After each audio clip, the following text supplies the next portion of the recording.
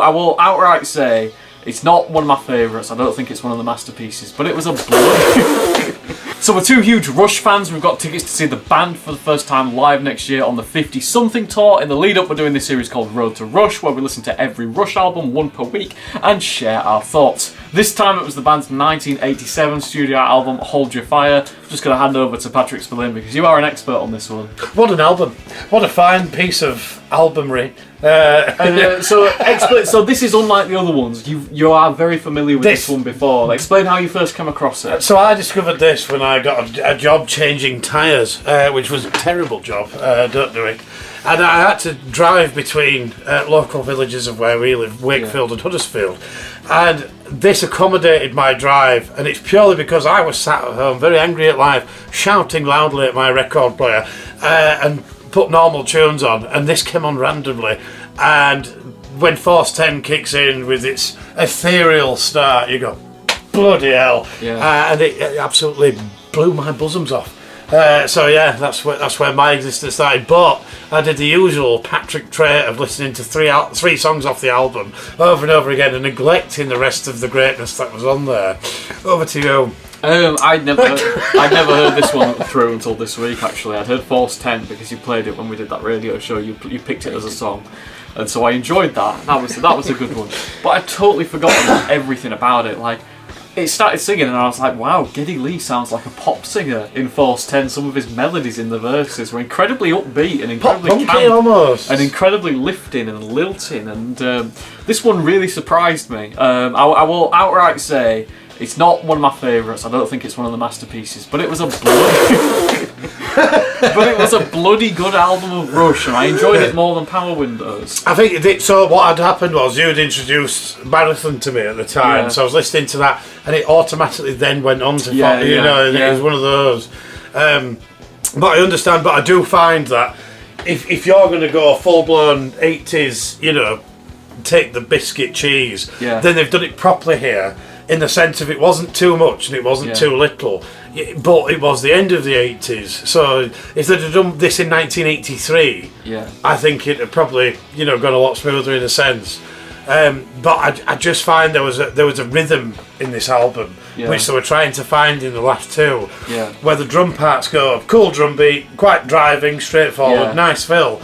But then the verses tend to be this really strange set of percussion, whether it be pads and so on. But it's never a beat, never a drive. It's just so a lot of the tracks, and the Chinese boy, Tai Shan. That's excellent for it. But it doesn't sound like tacky software, which is ideal. Yeah, no, there were some really great moments. Like for me, Time Stands Still, is a genius moment. It's the first.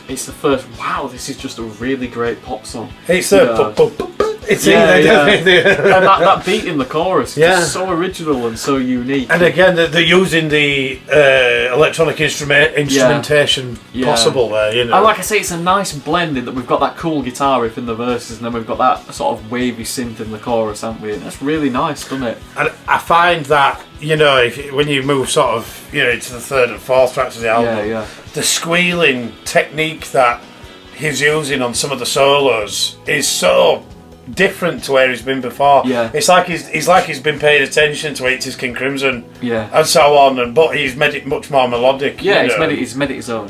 I will at this point single out the cheesiest intro of Rush's entire discography. Can you guess which song I'm gonna?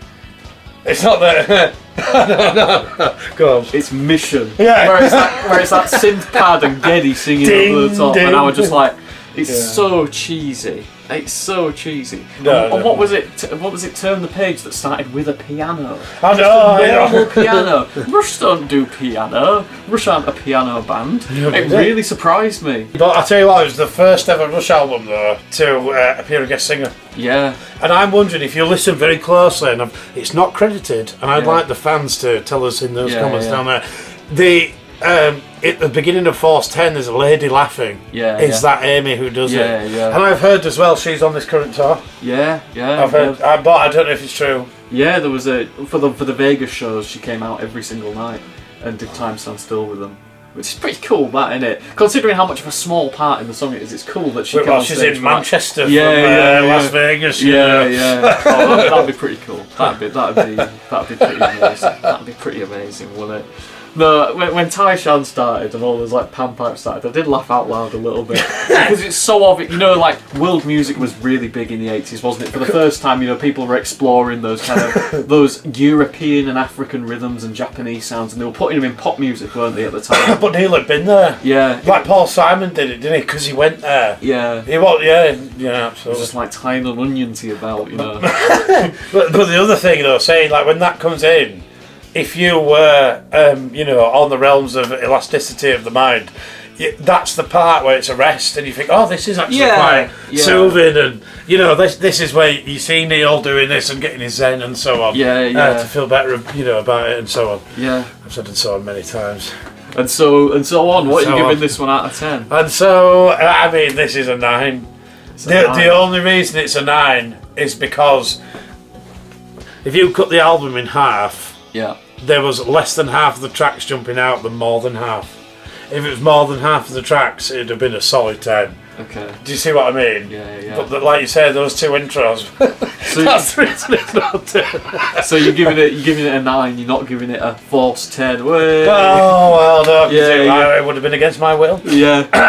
I'm docking it 1 point because I'm going to accuse them of settling a little bit on this album. There were some passages of music where they were just copying themselves so hard, where they were doing what I call rushing. Yes, where it wasn't specifically against. I've got the tracks. Lock and Key, the song Lock and Key. There was an amazing Alex Lifeson solo, but the rest of it was just like it was literally like they asked ChatGPT to make some Alex Lifeson sounding guitars during the verses. So I'm giving them an 8 purely because there's not as much innovation in this album as there was on an album like Grace Under Pressure. So whilst the songs were all good, it didn't move the band forward in the same way that those other albums did. But yeah, it was alright, wasn't it? Yeah, excellent.